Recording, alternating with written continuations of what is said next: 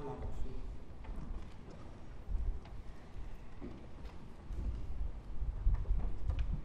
各位听者平安。因为我本身是香港人，所以话讲无啥好，但是牧师甲我讲爱尽量讲，所以我就尽量讲啊。为什么我来台湾宣教27天？是因为我真正是吸毒的人，吸毒10天，所以上帝甲我拯救，我有感恩的心。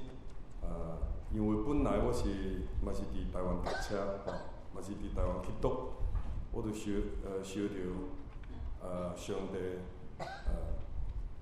疼我嘛是疼即个食毒的人，所以咧我有即个感动27天前我就来台湾宣教，宣教是专门甲即个食毒的人传福音伫监狱所以即摆阮信义会伫台湾有9间即个戒毒中心拢是用上帝的疼上帝的话来帮忙即个吸毒的人拢是免钱的是每一个人爱大阮中心1年半，所以咧真侪人伫阮中心得到即个上帝的救恩改变即个吸毒的歹习惯我的台语到此为止我都没有办法再讲下去。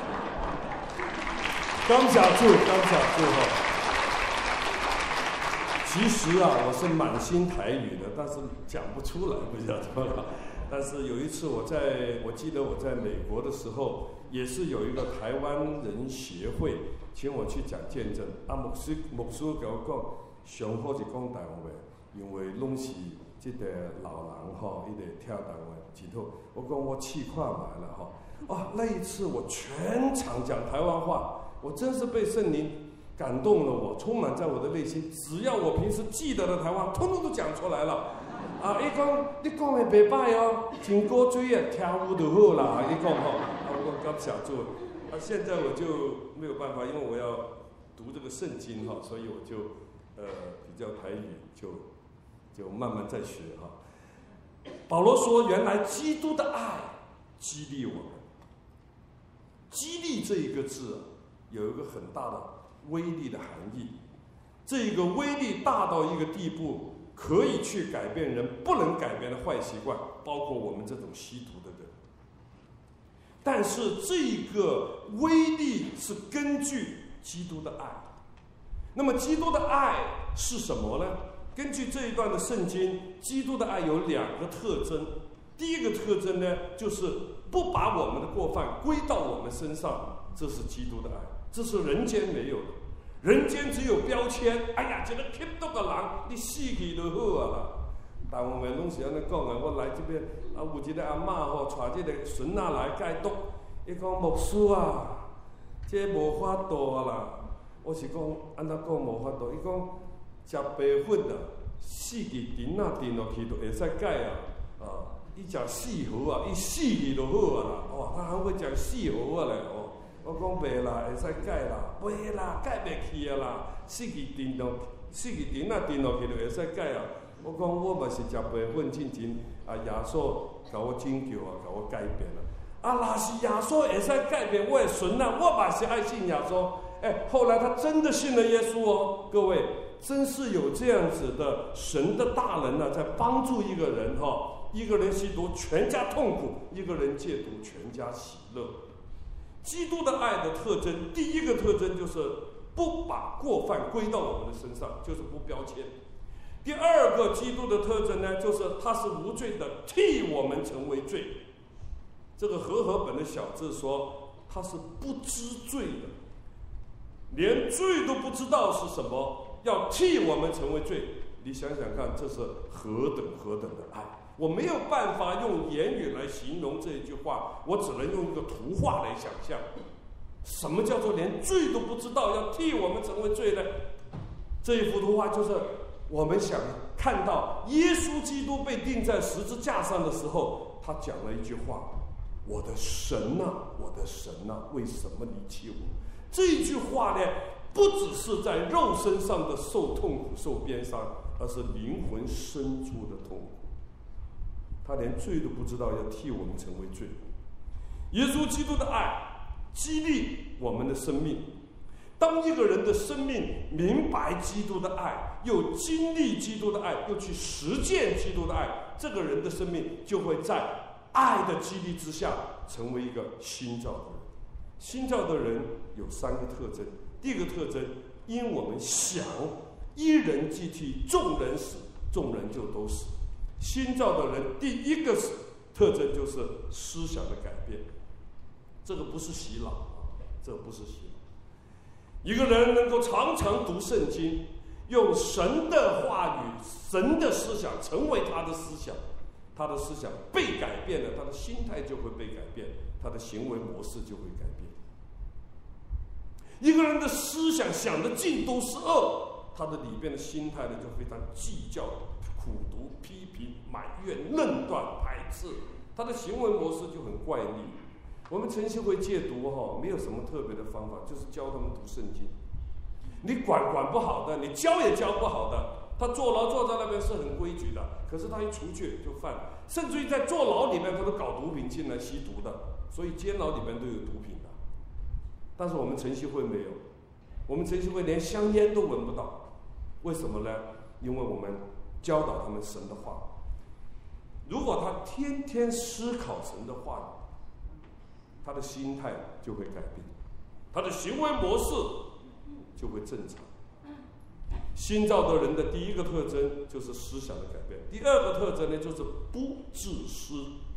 我们中国人说人不自私是天诛地灭呀，我不顾自己，我怎么顾别人呢？但是在圣经这里告诉我们说，有一位神，有一个人，也就是耶稣基督，他替我们的罪死了，使我们今天活着的人能够不为自己活，而愿意为了一位替我们的罪死而复活的耶稣基督而活。这是有可能的。一个人如果能不自私，要不自私，先要为主而活。马偕博士就是这样子的一个见证。他从国外到了台湾来，不为自己活，为了一位替他死而复活的耶稣基督而活，所以他的生命是一个不自私的生命。不晓得影响了我们多少台湾的我们的百姓，我们的生命见证非常的美好。很多的宣教士都有这一种精神。如果我们明白也经历过死亡的边缘又活过来的话，我们基督徒是活过来的人。我们不只是将来有永生，我们现在就有永生了，我们就有瓦命，永生就是有生命的。这个生命的一个特征呢，就是从死里活过来。以前很要面子，现在把面子放下去，活过来了。以前很计较，现在不计较。以前只为自己活，不愿意为别人活。现在我们愿意为了一位替我们的罪死而复活的耶稣基督而活，这是有可能的。我吸毒吸了10年，我的母亲非常的痛苦，因为我的母亲是一位传道人。有人说，哇，传道人的儿子都吸毒啊，那就说明信仰是不可以遗传的。我的母亲10年流泪为我祷告。我在吸毒的时候非常的坏，吃喝嫖赌偷抢骗什么都做，到了最后呢，贩卖毒品，到了最后我就卖血吸毒，抽500cc 的血卖80块钱的港币。在这一种的生命的光景已经到了绝望的地步。但是我的什么人都不要我了，我的父亲把我赶出去，不承认我是他的儿子，跟我脱离父子关系，登了报纸。但是只有我的母亲还日以继夜为我祷告。可是母亲很痛苦，当他在外面传道的时候，人家在背后指指点点的说，曹教士今天不要再向我们传耶稣了，如果你真的要传的话，先向你那个吸毒的儿子传吧。我的母亲抬不起头，然后回到家里边，曾经跪在我的面前求我说，孩子啊，求求你不要再去吸毒，因为你一个人吸毒，全家都痛苦。妈妈怎么去传道？妈妈怎么活下去？我看见母亲跪在地上，满脸皱纹，满头的白发。我就算出来混黑社会，我吸毒，我也是有一个良知的。我就跪在地上说：“妈妈，请你相信我，我真的不想再吸毒，我要孝顺你。”我也跪在地上。但是当我跪在地上的时候，毒瘾一发作的时候，上吐下泻，忽冷忽热，起鸡皮疙瘩，内心里面好像几千根针在戳，几千只蚂蚁在咬，骨头酸痛到一个地步要爆裂的时候，我马上掉头就跑，连妈妈都不要，那个才毒，那个叫做心毒啊！在这种光景之下，生不如死。有一天，我要自杀，把自己结束生命。我就把很多的毒品来吸。那个时候是在台湾呢，我在台湾念逢甲大学的时候，我不敢回香港，就在延平北路的2段，在延平北路2段，我租了一个4楼，那个楼房，那个楼梯是直线型。那天晚上我太痛苦、绝望，我就把所有的毒品混在吸，我想给他吸了，不要死了就好，这个叫安乐死，不要起来就好。结果那天晚上我吸了很多的毒品，死不去，我又喝了很多的酒，从4楼滚下来。所以，如果你近看我的2个眼角这边裂开了，眼骨都掀开，下巴这边呢也是分裂过的，牙床都歪掉了。当我在医院醒来的时候，昏迷了1日1夜，一醒来马上就去找毒品，这种生命非常的痛苦。可是我的母亲还是在为我祷告，她不放弃我，她的祷告是呼天喊地的。她说：“上帝啊，求你救这个浪子吧！上帝啊，你要救这个浪子！上帝，你能够救这个浪子！”10年祷告我都不听，我还骂我的妈妈，我说：“妈妈，祷告有什么用？祷告好像跟空气讲话一样，难道你一祷告我就可以毒瘾发作不痛苦了吗？”我说：“妈妈，如果你真的爱我的话，请你给我一点钱吧。”我妈妈真是被我逼得说：“你慢慢的戒哈，慢慢的戒，戒毒可以慢慢戒吗？没有吗？得了癌症可以慢慢割吗？”可是有一天晚上，我的母亲的祷告改变了我的一生。原因是我在贩卖毒品的时候，突然间有人敲门，我一打开门，3个人冲进来，2把刀子架到我的颈子上，把我架到半山上去。他们说：“今天晚上把你老大的电话告诉我。”我心里边想，我是受过流氓教育的，我怎么可能出卖我的老大？那就是怎么可能廖别亚？廖别亚我会被人家打死的，我死都不肯讲。后来他们就把我压在地上，然后用那个榔头打得我的肋骨断了好几根。后来他们拿一个铁条要来打我的头，我怕被他打爆，我就拿手去挡了，我的手就当场被打断，看着他弯。最后他们拿2个铁环在我面前晃，他说：“今天晚上不杀了你也要废掉的，怎么废呢？插进那个脚踝筋一拉，我就一辈子残废，这个叫挑脚筋。”我心里边想，我今天晚上死定。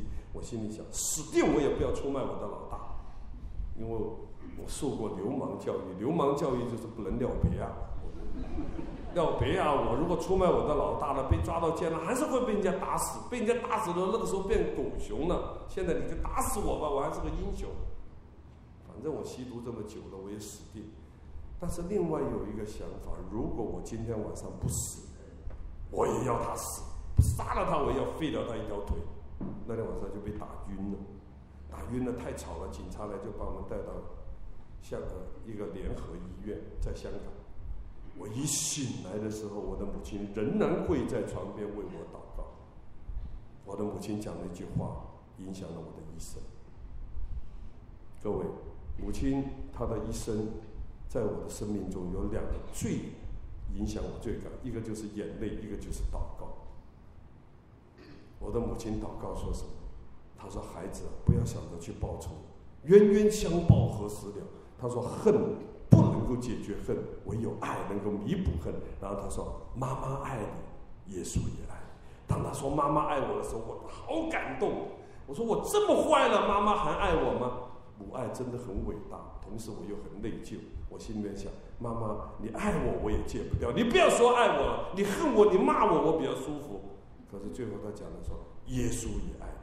我从小在基督教家庭长大，可是我没有信过耶稣。在香港，我等于是在台湾叫做玩那种叫党基呀，怎么会信耶稣呢？但是呢，在那个时候，我的母亲说耶稣也爱你。我想都没有想过有没有耶稣，我就在想，如果耶稣爱我的话，我需要耶稣的爱，可是去哪里找？我的母亲就把我带到基督教晨曦会福音戒毒中心，我就在那个地方重生悔改得救，什么都戒掉了，就是有一个心毒戒不掉。我的心毒是什么呢？恨这个杀我的人。当初呢，我信了耶稣，我很想去报仇，因为我晚上做噩梦啊，哇，被人家砍，被人家杀，在那边狂叫。那些弟兄都说：“你怎么叫这么恐怖啊？”我说：“我做噩梦，我被打怕了。”那个时候灵性不是很好，我还想向耶稣祷告说：“主啊，我现在受不了了，我要向你请假，我出去给他打一顿回来，我才悔改。”憋不下去，太恨他了，恨之入骨，他要置我于死地。但是感谢主，当我在晨曦会福音戒毒接受了耶稣之后，我渐渐被主改变了，到最后太过蒙恩了。7年之后，神把我从香港差派到台湾来成立台湾晨曦会福音戒毒，我就来了台湾27年到现在，一直在服侍神的过程当中，大大的蒙恩，大大的经历主。等到我后来经历主又蒙恩的时候，我又想起这个杀我的人。以前想起他呢是要报仇，后来想起他呢是要报恩啊。我就想到，我不能过一个自私的生活。我向这么多吸毒的人传福音，这个杀我的人，我又不愿意向他传福音呢？我爱不爱他呢？回答是不爱他。但是神的爱、神的道、圣灵的感动充满在我，激励我。激励的英文叫 compel 就是压迫你。当一个人被基督的爱如同洪流一般充满他来，他无法抵挡，只能回应，回应到最后，我就是要去报恩。所以后来我就去向这个人传福音，找了很多年都找不到，从台湾一回香港他就跑掉了。那些人说你不要找啊，他很怕你啊，他一听说你回香港他就跑掉了啦。哎呀，我说你叫他不要跑啦，他说没有办法，他那个时候杀你杀得太狠了。我说我现在已经信了耶稣了，以前我虽然是个强盗，可是我现在已经做传道了，我不会报仇的。他管你什么道，他都要跑啊，他就是怕。感谢主给我们过一个不自私的生活，除非你经历了耶稣基督的救赎，除非你经历了从死亡的边缘又活过来，你才明白今天活着就是恩典，今天活着就是神的荣耀。常常看见神的荣耀，经历主的恩典，你可以过一个不为自己活，而为了一位替我们的罪死又复活的耶稣基督而活。这是新造的人的第2个的特征。第3个的特征呢，就是刚刚所读的16节。保罗说：“所以从今以后，我不凭外貌认人了。虽然凭着外貌认过基督，如今却不再这样认他了。若有人在基督里，他是个新造的人。”保罗为什么讲所以呢？因为他曾经凭外貌认过耶稣，他不相信耶稣基督是弥赛亚，他逼迫基督徒，所以在大马色的路上，他在逼迫的时候，神的光照他，他俯伏在地的时候，他问了一句很矛盾的话：“主啊，你是谁？”这句话不常常在我们的生命中出现吗？我们又叫主，又问主是谁。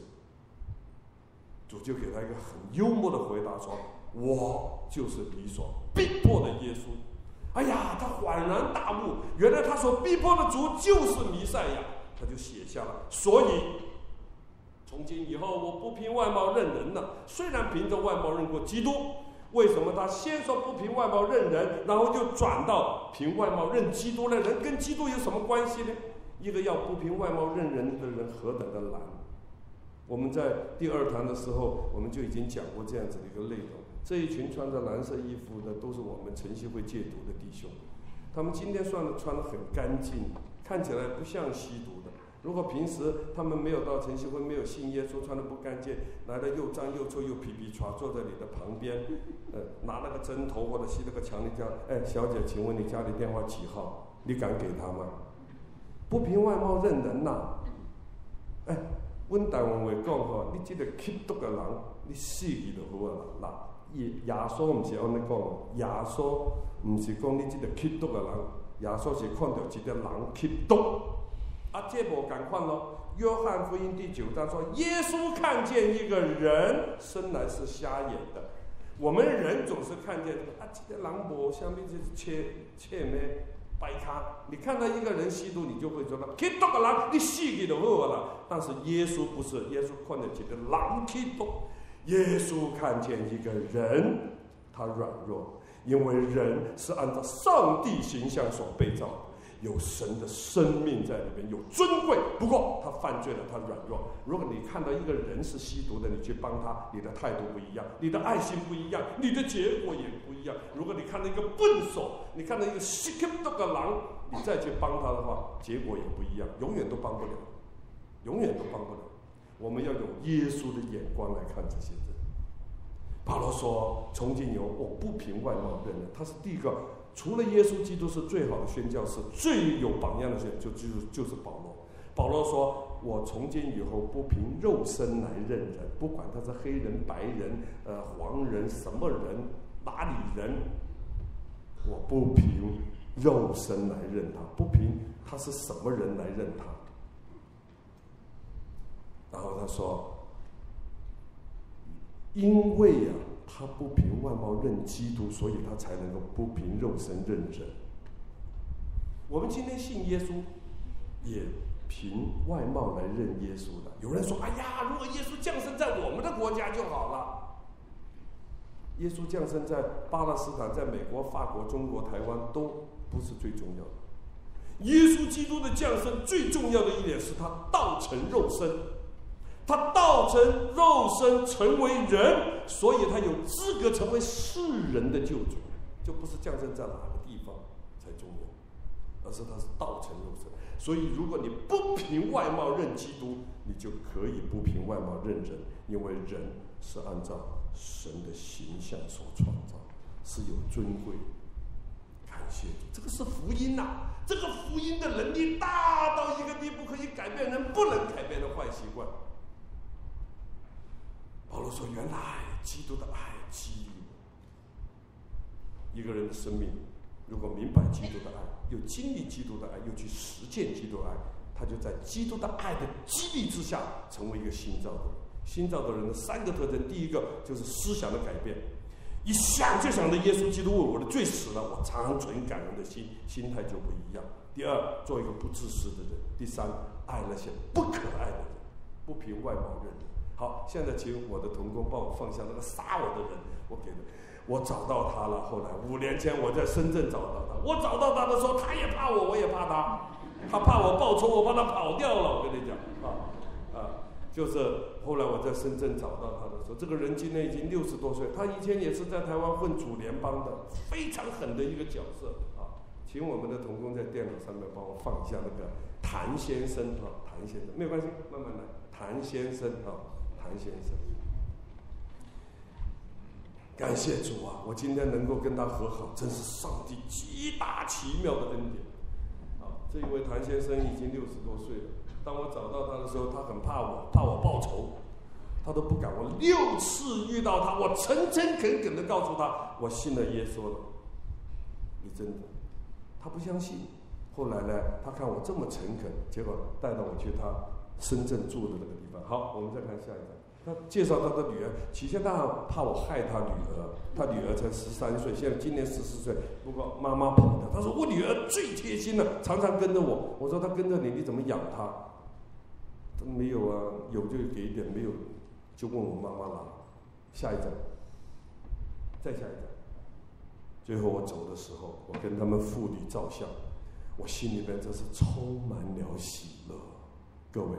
一个要曾经置我于死地的人，我也要置他于死地的人，我竟然能够因信耶稣基督与他和好。信耶稣是什么意思？信耶稣不只说是得平安啦、上天堂啦、被医治啦这样的。信耶稣真正的意思就是跟耶稣有好的关系，与上帝和好。我们的福音是和平的福音。所以我们有了福音的信息，又有福音的力量去与人和好，因为我们先与神和好。一个人信了耶稣，与神和好了，就愿意与自己和好，与自己和好，愿意与别人和好，与别人和好，愿意使别人与别人和好，愿意使别人与别人和好，就更愿意使别人与上帝和好。今天是福音的主日，福音的主日的意义就是盼望各位能够得到福音的大能，改变生命，与神和好。谢谢。现在我要放一下国际晨曦会。我来台湾已经27年了，神使我从无到有，我租房子人家都不租给我。下一个是国际晨曦会的影片，麻烦你了。那么结果呢，我从一个小小的圣教会大专团契给我一个几坪大的地方住，我跟我太太结婚10天，现在我们在台湾已经有9个戒毒所，而且到世界各地去宣教，做福音戒毒的工作。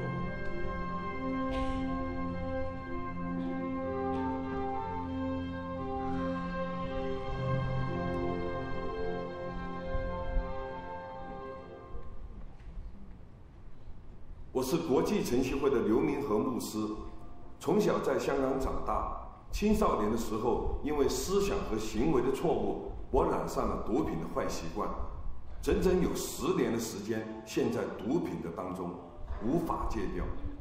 后来我去了香港晨曦会，得到了帮助，在晨曦岛上真正的认识神，也因为神的话语和圣灵的感动，彻底的将我的毒瘾戒掉。之后我就回应神的呼召，愿意回头之后兼顾我的弟兄。记得1983年，我有机会往台湾为主做见证的时候，宇宙观全人关怀中心的林志平教授对我说 ：“Simon， 将来台湾这样子的一个社会，毒品一定会很泛滥。你们晨曦会是不是可以派人来台湾从事这一类的工作呢？”我回到香港之后，将林志平教授这一番话告诉陈保罗牧师。经过祷告之后，陈牧师便差派我和我太太和江德利夫妇们来到台湾从事福音戒毒的工作。我们本着一个耶稣救了我，我也要去帮助别人的心，来按照神给我们的恩典，使我们亲身经历到靠着耶稣基督可以真正戒毒成功，再去帮助其他需要的人。于是我们便在台湾展开了晨曦会福音戒毒的侍奉。后来我们的工作据点更拓展到泰国、缅甸、印度、加拿大、美国和中国，因此便稳让了国际晨曦会的出行。台湾晨曦会有台湾国内的侍奉和海外的侍奉2部分，海外的侍奉就是国际晨曦会。目前台湾的工作据点有苗栗戒毒辅导村，现在这里住了几十位的弟兄。这里是一个农场式的戒毒村，又好像一个学校，也好像一个家庭。台东辅导村有传道人来帮助教导圣经，这里的戒毒人都是自力更生的，自行种植，亲手劳力做正经事，训练他们有一种责任感。每天晚上我们都分组有祈祷。台南辅导村是专门帮助那些从监牢里边出来的人，他们还没有真正的戒毒成功，每个人来到中心都要轮流工作，轮流煮饭，而且我们还带领他们呢到外边去为主做见证，特别是到监狱和学校去宣导。湖口辅导村是一个基督徒将这个厂房捐出来给我们来运用，我们在这里特别成立了一个有关青少年福音戒毒学员，他们的年龄是从12岁到18岁，而且呢，我们不能让他们辍学，故此在这里要设计有一些课程，让他们能够继续的读书，将来好回归学校，回归社会。姊妹之家就是女子戒毒中心，他们住在一个 apartment 内，有10多位的姊妹。女子戒毒比男子更加的困难，因为他们受过许多心灵上的创伤，甚至有时候被打被骗都有。在这里他们日常生活就是读经、祷告、运动、学习，甚至他们也做一些手工艺品。艾滋毒瘾病患戒毒村介于将来吸毒者有许多同时感染艾滋病，因为他们共用针头，情况是越来越严重，所以我们晨曦会在2005年开始了这方面的工作。毒瘾艾滋病患的朋友比一般吸毒者更加的困难，因为他们好像是绝望，犹如在等死的一样。他们需要更多的关怀、更多的爱和更多的专业辅导来扶持他们。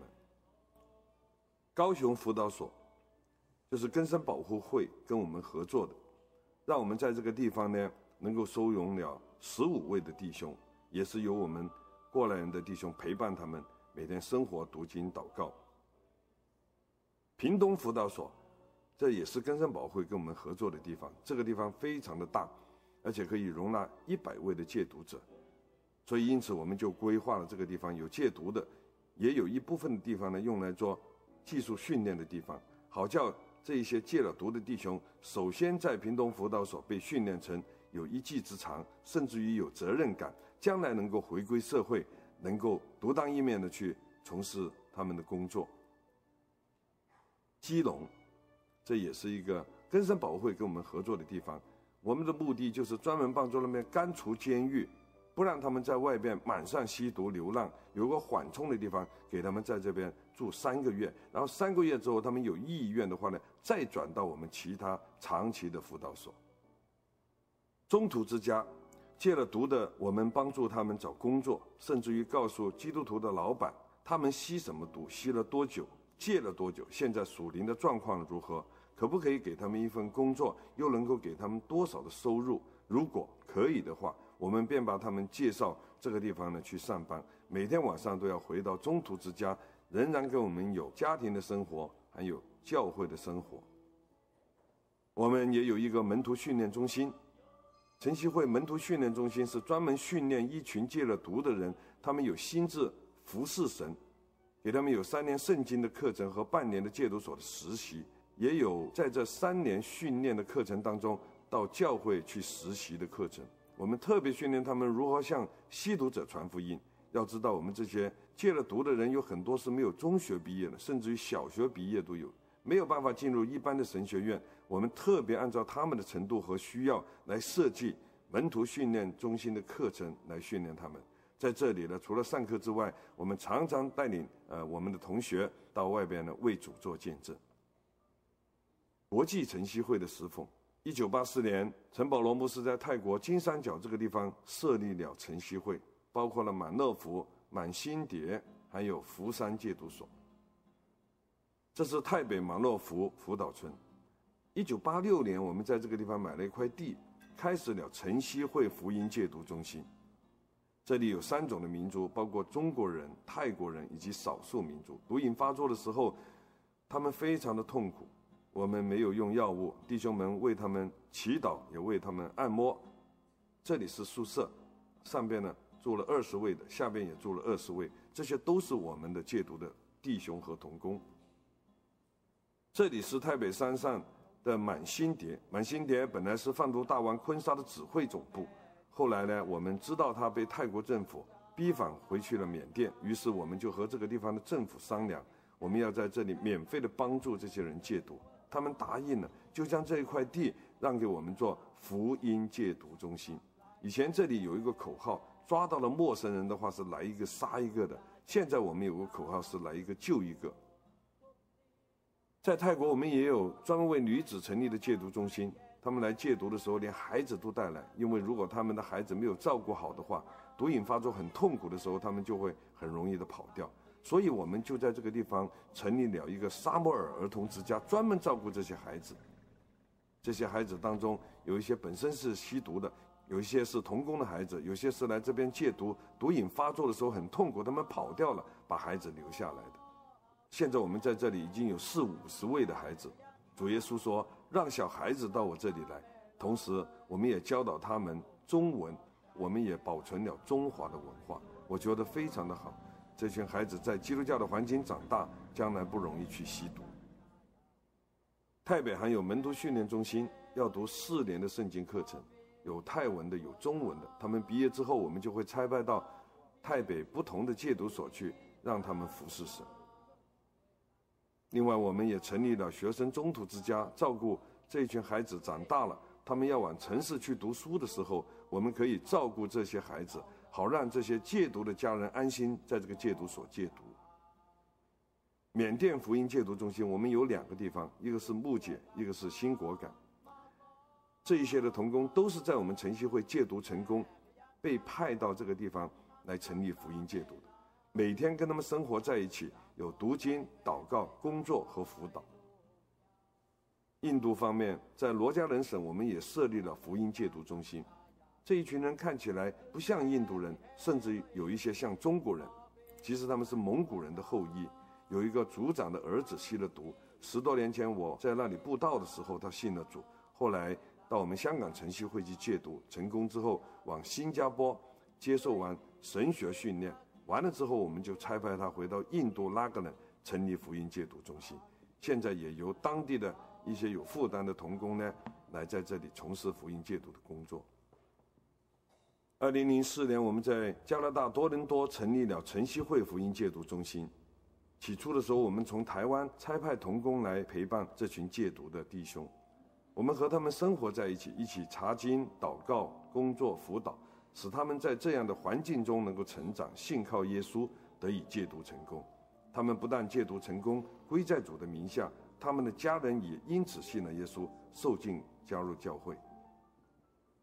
2005年，我们也在美国西岸的圣荷西开始了美国晨曦会的福音戒毒中心。我们很感谢神，有姚宏吉牧师在这里帮助这群弟兄，也有黄腾传道在这里帮助戒毒的弟兄。姚宏吉牧师吸毒吸了20年，坐牢坐了6次。他在台湾晨曦会福音戒毒成功之后，就被差派到美国成立美国晨曦会福音戒毒中心。杨牧师和同工每天都和这些弟兄生活在一起，陪伴他们读经、祷告、工作和辅导。同时，我们即将在美国的洛杉矶成立女子戒毒中心，因为在美国洛杉矶这个城市的里边有非常多的华人的子弟，特别是女孩子，她们吸了毒，没有地方去戒毒。我们在这里呢训练了一些女戒毒成功的，来这里帮助他们。在中国，我们也设立了福音戒毒，我们有2个据点，一个是东莞，一个是云南。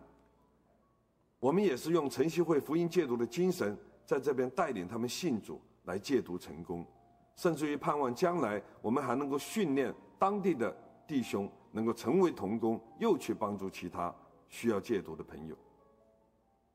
这里就是我们台北的行政中心，晨曦会所有的侍奉都在我们行政中心来规划和管理。其中我们有出版社，已经出版了10多本书籍，也有诗歌，还有 CD、DVD 和见证集，更有呢姊妹所做的手工艺品。福音戒毒是一项既艰巨又漫长的工作，在许多方面都需要大家参与和帮助，群策群力。愿神继续引领开路，也恳请主内的弟兄姐妹和各教会能够在祷告和经济上不断的支持，好叫晨曦的精神得以承传，在世界各地继续将主的爱传扬出去。愿人得帮助，愿神得荣耀。好，下边我们要请我们的弟兄很简短的介绍一下自己。你用台湾话，你讲的。各位兄弟，大家平安。我是吸毒，就是即马青少年最流行的一种毒品，就是摇头跟 Ketamine。但是我今仔足欢喜会当来到长老教会来聚会，因为我厝的我家己的教会嘛是长老教会，所以讲来到双年长老教会聚会的时阵，我有感觉做一种很亲切感、很温馨的感觉。是。他的音乐很好，他将来要考台南神学院音乐系，大家为他祷告哈。各位兄弟姊妹，大家平安。我嘛是荷兰人，我住屏东。我是食4号啊，食10几年。过去捌用关3、4道，拢无法度改。感谢上帝带领我来晨曦会过程当中，我会当我靠上帝，我即马已经是一个新造的人，感谢上帝。对啦，我今年嘛是要报考晨曦会的门训，希望就是效法刘牧师的榜样，会使回头帮助一寡吸毒的人安尼。各位弟兄姊妹，大家平安。我名叫做杨志远，我嘛感谢上帝恩典，互我会当去晨曦会伫遐学习。我伫遐住嘛住要3冬，今年嘛要伫遐报考晨曦会门徒训练中心啦。来晨曦会3年当中，我明白一件代志，就是讲，就敢圣经讲的，耶稣是葡萄树，我是竹仔后，离了主，我啥物拢袂当做。就是我的介绍，谢谢。各位弟兄平安，那我是伟龙。那进来晨曦会已经11个多月。那在进村前，我不懂得什么是爱。我已经结婚了，可是我跟老婆之间不懂得什么是爱，我不懂得付出。那进来晨曦会之后，经过这么长的时间，我从圣经话语中一点一滴的洗净我过去不对的错误行为。现在我知道什么是爱，在未来的日子，我相信我可以用我满满的爱来为我的家庭付出。谢谢。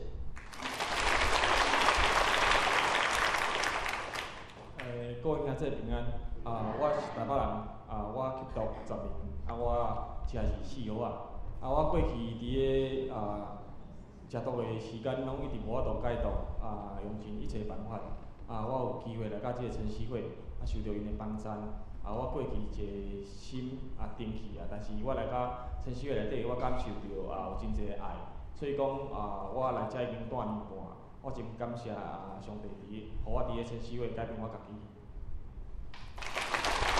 他礼拜5就1年半满期了，满期有些人考门训，有些人中途之家，他是要回到以前的公司再去上班那么我们求主保守他保守他，继续回到主的家。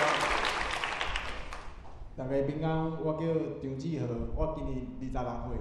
那我较早食毒的时阵，甲厝的人关系无好，也毋过我自从心内熟悉耶稣了后，我甲厝的人关系搁重新去互上帝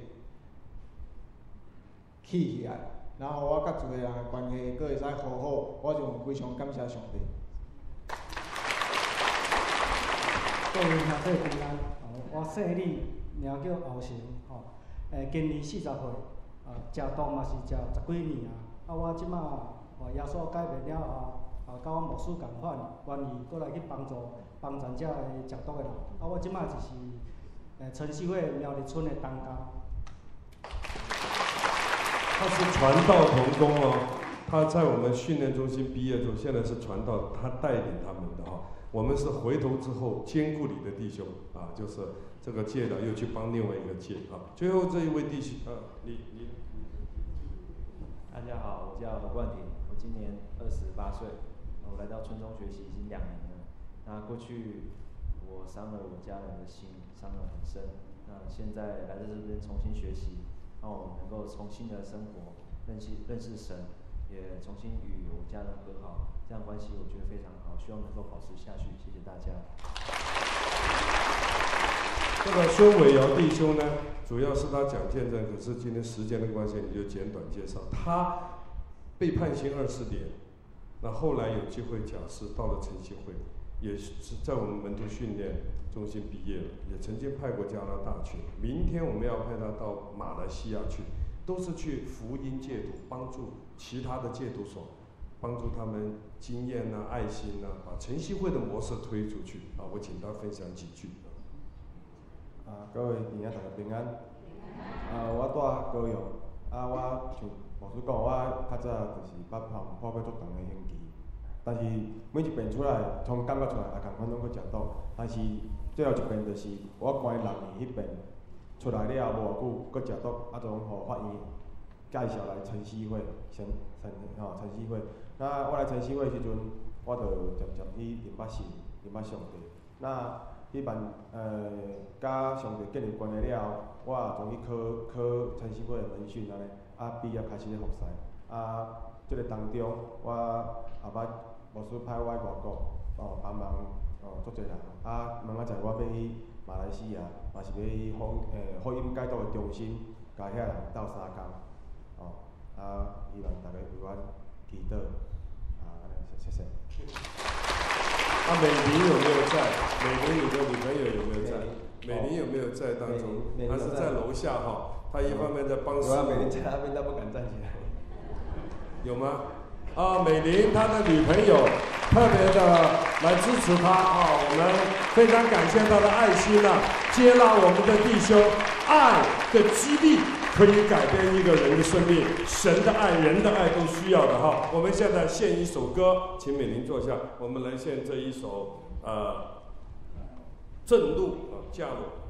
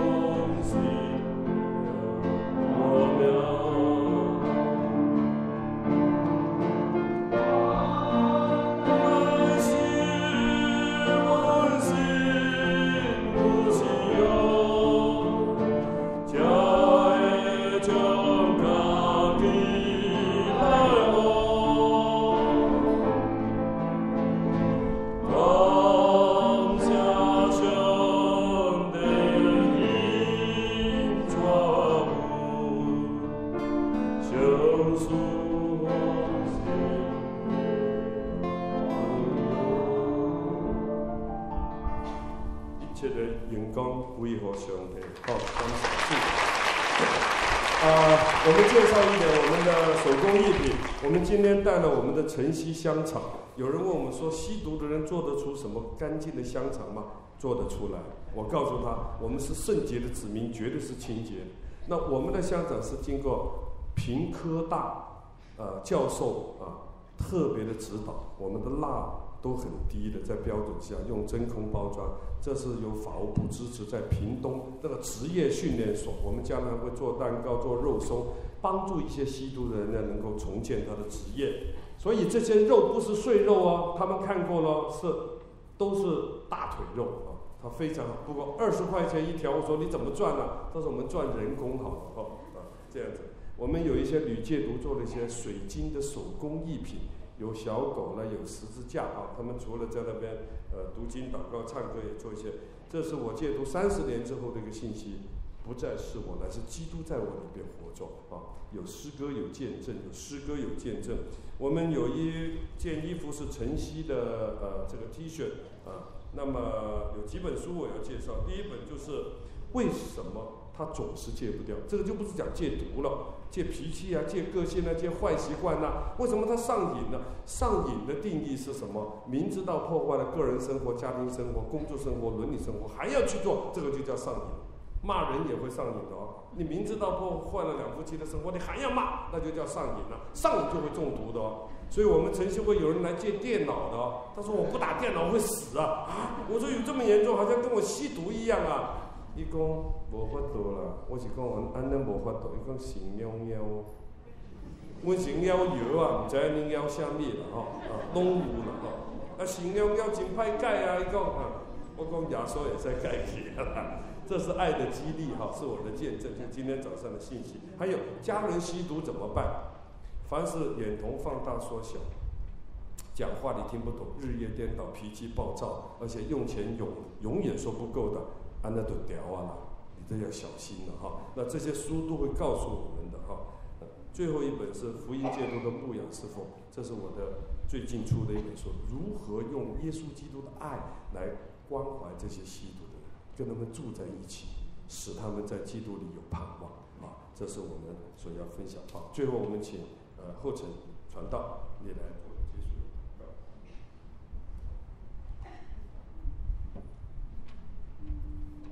咱三甲拗头来祈祷。天父上帝，阮感谢有了你的疼，若毋是你的疼，阮今仔日犹原是你毒品的困惑当中。若毋是你的疼，阮今仔日犹原是活在黑暗的当中。但是因为耶稣的拯救，互阮伫基督内面成做一个新的人。愿一切荣光，互咱归予上帝。阮安尼感谢父老、奉主